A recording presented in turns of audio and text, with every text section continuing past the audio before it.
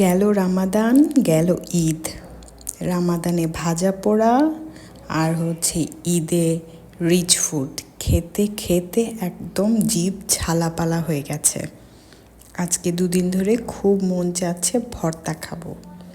আপনাদেরও নিশ্চয়ই মন চাইছে, তাই ভাবলাম ঝটপট এক সিস্টেমে কিভাবে 2-3 পদের ভর্তা করা যায় সেটার একটা রেসিপি আপনাদের সাথে শেয়ার করে ফেলি।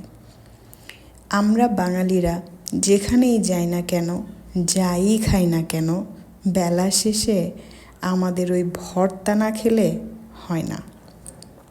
ভর্তা আমাদের জানের জান, প্রাণের প্রাণ।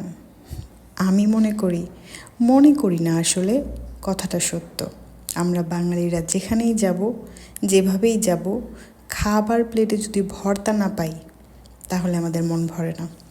আজকে আমি আপনাদেরকে খুবই ঝটপট ওয়েতে ভর্তা বানিয়ে দেখাবো।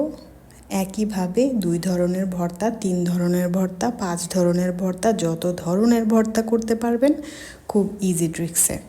দেখেছেন পেঁয়াজ কুচির মধ্যে একটু সরিষার তেল দিয়ে, একটু সয়াবিন তেল দিয়ে, লবণ দিয়ে আর মরিচ দিয়ে আমি একটু ভাজা ভাজা করে নিয়েছি।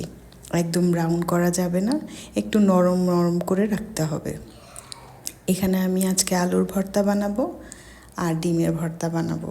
আমি ডাল ভর্তাও বানিয়েছিলাম, কিন্তু সেটা আসলে ভিডিও করতে ভুলে গেছি। আমি ডালটা চড়িয়ে দিয়ে তারপরে এগুলো ম্যাশ করছিলাম, তাই একসাথে ডালের ভর্তাটা আর দেখাতে পারি না, কিন্তু প্রসেসিংটা কিন্তু একই রকম। এভাবে আমি একটা ম্যাশার দিয়ে আলুটাকে ম্যাশ করে নিয়েছি। এখন ডিমটাকেও ম্যাশ করে নেব। এখন আর কিছুই না, ওই যে রেখে দিয়েছিলাম ব্রাউন ব্রাউন করে যে পেঁয়াজ বেরেস্তার মতো করেছি, সেটাকেই এখন মিক্সড করে নেব।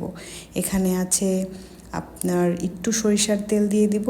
যদি কাঁচা সরিষার তেল, ঝাঁঝওয়ালা সরিষার তেল আপনাদের ঠান্ডা ঠান্ডা লেগে থাকে তাহলে এখানে দিয়ে দিতে পারবেন, মজাটা কিন্তু সেই হবে। আর যদি না পারেন তাতেও কোনো সমস্যা নেই।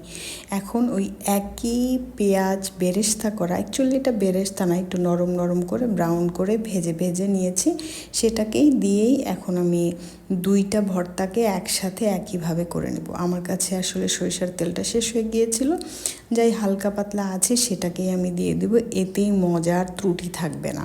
এখানে আমার ডিম ভর্তাটা হয়ে গেছে। এখন আমি যে আলুটা ম্যাশ করে রেখেছিলাম সেটাকে নিয়ে আবার ঠিক সেম প্রসেসিংয়ে ওই যে অনিয়ন ব্রাউন করে রেখেছি বা চিলি যে করে রেখেছি সেটার সাথে মিক্সড করে আলু ভর্তাটা হয়ে গেল। এই যে এখানে দেখতে পাচ্ছেন আমার কিন্তু ডিম ভর্তাটা রেডি হয়ে গেল।